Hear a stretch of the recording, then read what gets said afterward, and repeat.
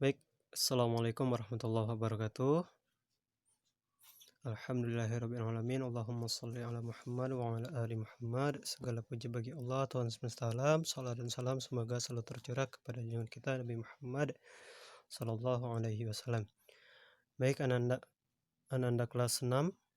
Hari ini kita akan melanjutkan materi pembelajaran kita, yakni tentang pembagian hadis, ya. Pembagian hadis. Hadis itu terbagi menjadi 3, yakni yang pertama sahih, yang kedua hasan, dan yang terakhir dhaif. Jadi hadis itu ada 3, yakni sahih, hasan, dhaif, ya. Apa itu hadis sahih, apa itu hadis hasan, dan apa itu hadis dhaif?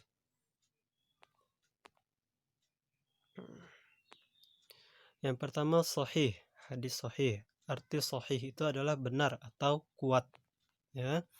Syarat-syarat hadis sahih, ada beberapa syarat hadis itu disebut sahih. Yang pertama adalah sanadnya tersambung. Masih ingat tentang materi sanad?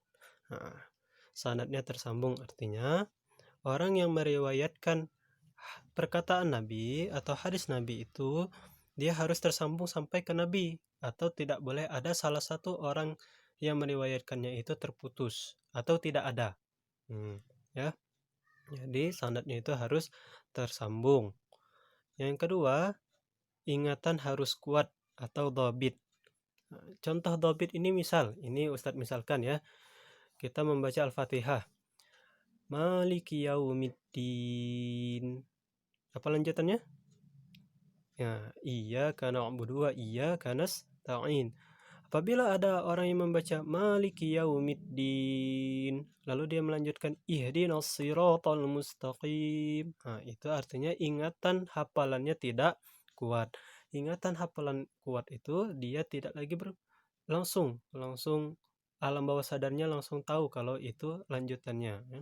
Nah, hadis sahih juga harus memiliki orang yang meriwayatkan hadis ini harus memiliki hafalan yang kuat atau ingatannya harus kuat, ya.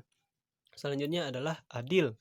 Nah, adil ini diartikan orang yang meriwayatkan hadis Nabi itu dia tidak melakukan suatu perbuatan yang dosa lagi setelah dia beriman kepada Allah dan Rasul. Dan yang selanjutnya adalah tidak mempunyai masalah dan pemikiran yang menyimpang. Misal orang yang memiliki pemikiran yang menyimpang menuhankan Nabi atau menganggap Nabi itu anak Allah atau anak Tuhan. Nah, ini disebut dengan pemikiran yang menyimpang. Orang yang hadis sahih itu tidak boleh diriwayatkan oleh orang yang memiliki pemikiran yang menyimpang, ya. Ini arti dari hadis sahih atau hadis yang benar atau yang kuat. Hadis sahih adalah hadis yang harus kita jadikan acuan, jadikan tolak ukur untuk mengambil suatu hukum atau suatu perintah dari Nabi, ya. Jadi kalau hadis itu sahih, kita harus mengambilnya atau sebagai referensi utama. Selanjutnya hadis hasan. Hadis hasan atau hasan itu artinya baik. Hadisnya itu masih baik, tetapi dia sudah turun derajat, 1 derajat dari sahih. Hadis disebut hasan apabila salah satu syarat hadis sahih itu tidak terpenuhi. Hadis hasan ini sanadnya tersambung, adil, tidak mempunyai masalah orang-orang yang meriwayatkannya, atau sanad yang meriwayatkannya itu tidak ada yang bermasalah atau berpikir menyimpang. Tetapi salah satu yang meriwayatkan hadis itu ingatannya tidak kuat, sehingga hadisnya itu tidak menjadi sahih lagi, tetapi menjadi hasan. Ya. Jadi orang yang meriwayatkan hadis itu harus kuat. Apabila orang yang meriwayatkan hadis itu tidak kuat hafalannya, maka hadisnya tidak lagi sahih, tetapi menjadi hasan. Ya. Selanjutnya,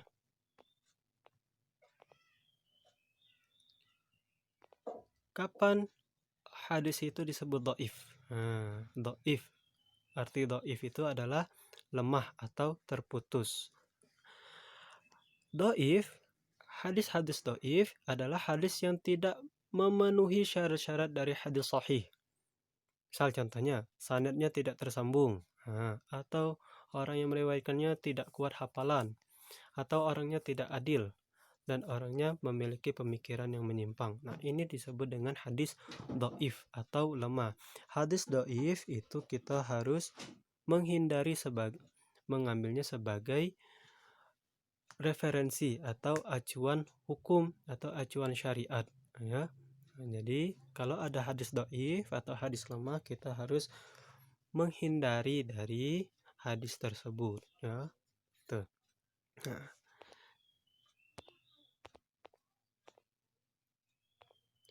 Selanjutnya, hadis dhaif itu terbagi menjadi 3. Nah, jadi hadis dhaif itu atau hadis lemah ini ada 3. Ada 3 tingkatan, dari yang paling berat sampai yang paling ringan sampai yang paling berat, ya. Kita belajar dulu hadis-hadis tingkatan hadis dhaif. Yang pertama, hadis mungkar, atau harus kita ingkari hadis dhaif ini. Hadis mungkar ini adalah hadis yang diriwayatkan oleh salah satu sahabat Nabi, tetapi sahabat Nabi ini terkenal dia suka mengarang atau dia hobi ngarang. Jadi hadisnya itu dibingungkan. Kita bingung hadis ini, para ulama hadis itu bingung, atau orang yang mendengarnya itu bingung, hadis ini memang hadis Nabi atau itu adalah karangan dia. Nah, oleh karena itu, apabila ada orang yang meriwayatkan hadis atau sahabat Nabi di salah satu sanadnya itu terkenal dengan orang itu suka mengarang, nah artinya hadis itu sudah menjadi hadis dhaif dengan tingkatan mungkar atau kita harus ingkari, ya. Yang selanjutnya adalah matruk. Matruk. Hadis matruk ini harus kita tinggalkan atau kita ditinggalkan. Hadis matruk ini adalah sanadnya tidak tersambung ke Nabi. Ternyata kita cari hadis itu, Nabi tidak pernah menyampaikan hadis itu. Hadis ternyata tidak pernah Nabi sampaikan atau tidak tersambung. Atau sanad itu tidak tersambung ke Nabi. Nah, disebut dengan matruk. Dan terakhir adalah maudhu'. Maudhu' ini palsu atau tertolak. Nah, hadis maudhu' ini biasanya beredar pada waktu Nabi itu sudah meninggal, sehingga banyak orang-orang mengatakan ini adalah hadis Nabi, padahal itu adalah perkataan dia sendiri, karangan-karangan dia sendiri, ya. Beda dengan munkar. Munkar itu orang yang meriwayatkan itu orangnya yang suka mengarang. Orang suka mengarang, dia mungkin hadisnya itu sahih, tetapi karena dia terkenal dengan suka mengarang, lalu hadis itu menjadi dhaif. Tetapi kalau maudhu itu jelas-jelas karangan orang itu sendiri.